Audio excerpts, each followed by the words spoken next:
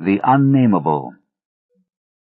We were sitting on the dilapidated 17th century tomb in the late afternoon of an autumn day at the old burying ground in Arkham, and speculating about the unnamable. Looking toward the giant willow in the center of the cemetery, whose trunk has nearly engulfed an ancient illegible slab, I had made a fantastic remark about the spectral and unmentionable nourishment which the colossal roots must be sucking in from that hoary, charnel earth, when my friend chided me for such nonsense, and told me that since no interments had occurred there for over a century, nothing could possibly exist to nourish the tree in other than an ordinary manner. Besides, he added, my constant talk about unnamable and unmentionable things was a very puerile device, quite in keeping with my lowly standing as an author.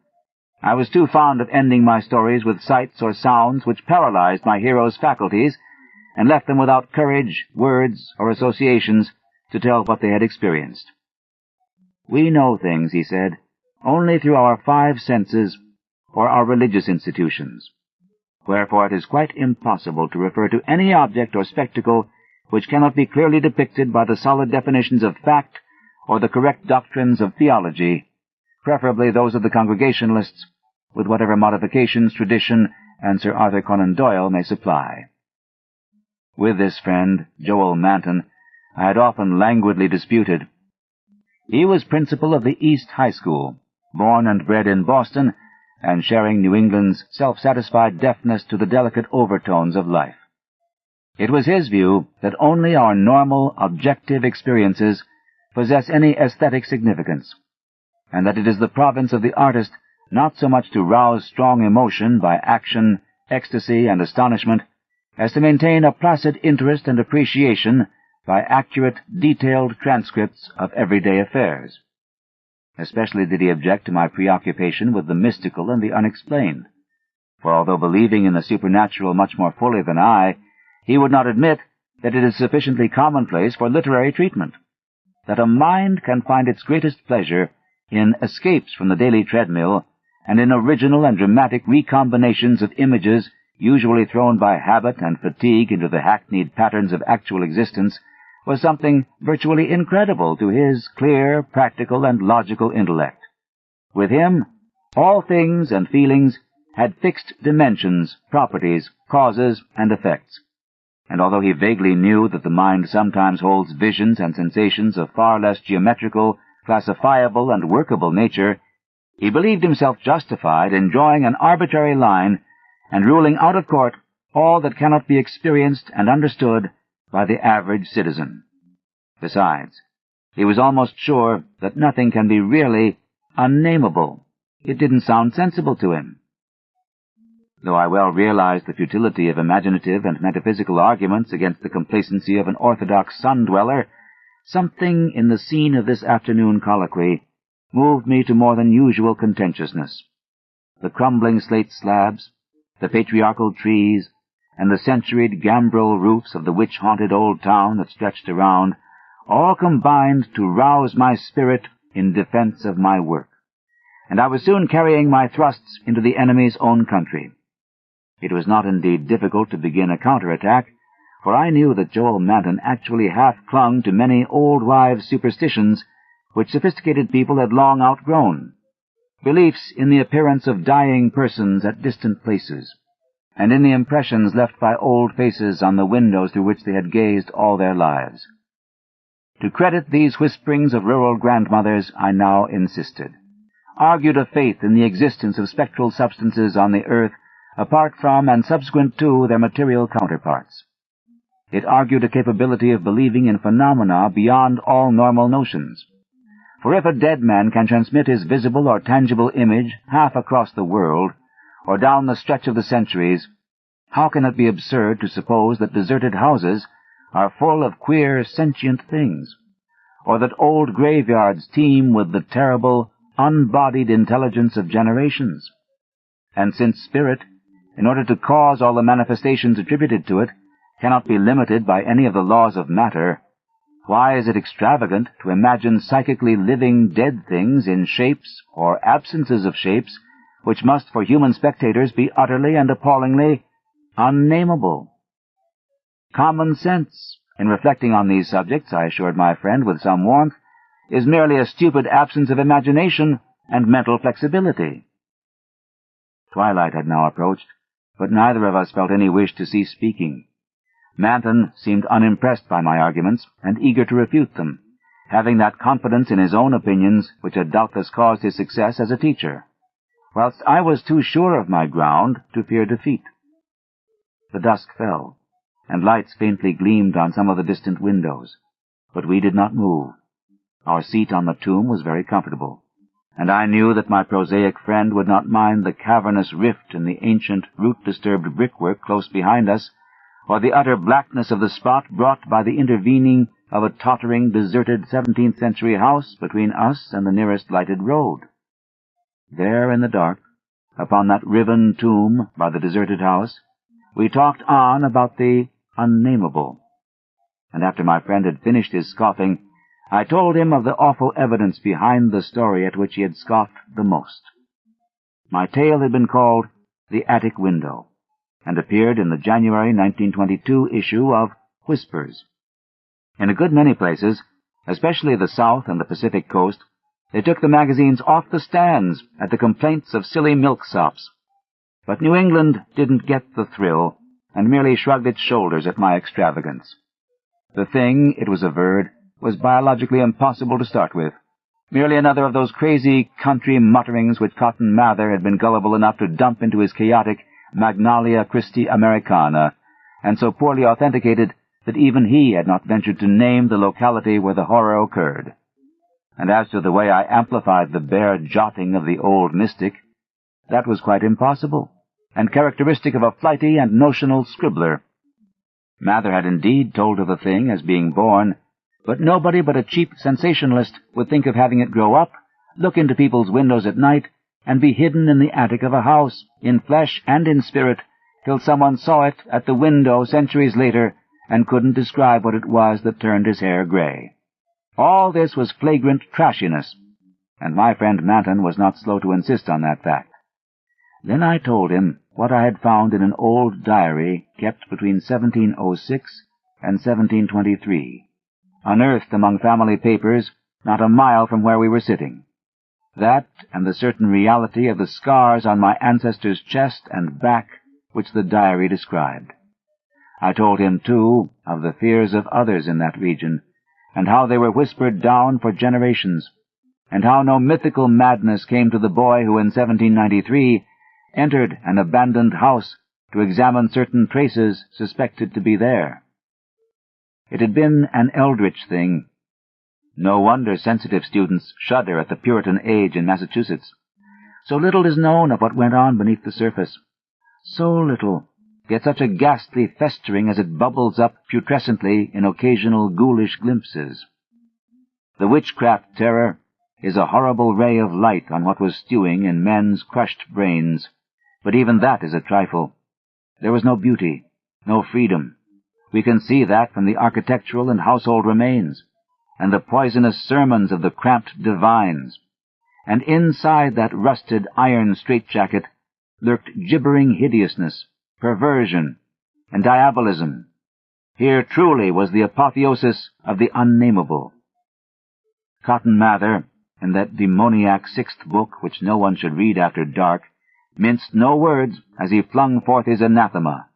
Stern as a Jewish prophet, and laconically unamazed as none since his day could be, he told of the beast that had brought forth what was more than beast but less than man, the thing with the blemished eye, and of the screaming, drunken wretch that they hanged for having such an eye. This much he baldly told, yet without a hint of what came after. Perhaps he did not know, or perhaps he knew and did not dare to tell.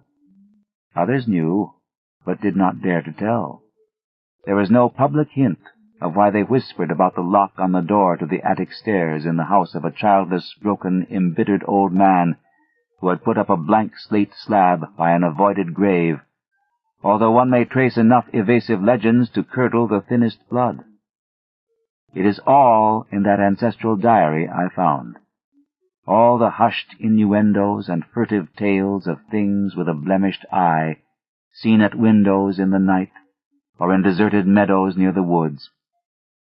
Something had caught my ancestor on a dark valley road, leaving him with marks of horns on his chest and of ape-like claws on his back. And when they looked for prints in the trampled dust, they found the mixed marks of split hooves and vaguely anthropoid paws. Once a post-rider said he saw an old man chasing and calling to a frightful, loping, nameless thing on Meadow Hill in the thinly moonlit hours before dawn, and many believed him. Certainly there was strange talk one night in 1710, when the childless, broken old man was buried in the crypt behind his own house, in sight of the blank slate slab. They never unlocked that attic door, but left the whole house as it was, dreaded and deserted. When noises came from it, they whispered and shivered, and hoped that the lock on that attic door was strong. Then they stopped hoping when the horror occurred at the parsonage, leaving not a soul alive or in one piece. With the years, the legends take on a spectral character. I suppose the thing, if it was a living thing, must have died. The memory had lingered hideously, all the more hideous because it was so secret. During this narration, my friend Manton had become very silent, and I saw that my words had impressed him. He did not laugh as I paused, but asked quite seriously about the boy who went mad in 1793, and who had presumably been the hero of my fiction. I told him why the boy had gone to that shunned, deserted house, and remarked that he ought to be interested, since he believed that windows retained latent images of those who had sat at them. The boy had gone to look at the windows of that horrible attic, because of tales of things seen behind them, and had come back screaming maniacally. Manton remained thoughtful as I said this, but gradually reverted to his analytical mood. He granted, for the sake of argument, that some unnatural monster had really existed, but reminded me that even the most morbid perversion of nature need not be unnameable or scientifically indescribable. I admired his clearness and persistence, and added some further revelations I had collected among the old people. Those later spectral legends, I made plain, related to monstrous apparitions more frightful than anything organic could be. Apparitions of gigantic bestial forms, sometimes visible and sometimes only tangible, which floated about on moonless nights and haunted the old house, the crypt behind it, and the grave where a sapling had sprouted beside an illegible slab. Whether or not such apparitions had ever gored or smothered people to death, as told in uncorroborated traditions, they had produced a strong and consistent impression, and were yet darkly feared by very aged natives, though largely forgotten by the last 2 generations, perhaps dying for lack of being thought about.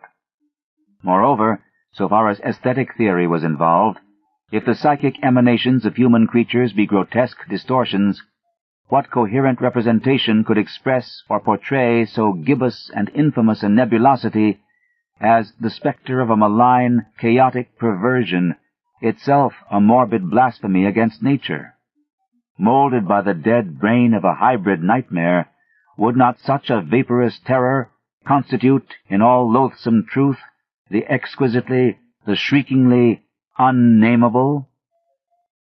The hour must now have grown very late. A singularly noiseless bat brushed by me, and I believe it touched Manton also, for although I could not see him, I felt him raise his arm. Presently he spoke. "But is that house with the attic window still standing and deserted?" "Yes," I answered. "I have seen it." "And did you find anything there? In the attic or anywhere else?" "There were some bones up under the eaves. They may have been what the boy saw. If he was sensitive, he wouldn't have needed anything in the window glass to unhinge him. If they all came from the same object, it must have been an hysterical, delirious monstrosity. It would have been blasphemous to leave such bones in the world. So I went back with a sack and took them to the tomb behind the house. There was an opening where I could dump them in. Don't think I was a fool. You ought to have seen that skull. It had 4-inch horns, but a face and jaw something like yours and mine. At last I could feel a real shiver run through Manton, who had moved very near.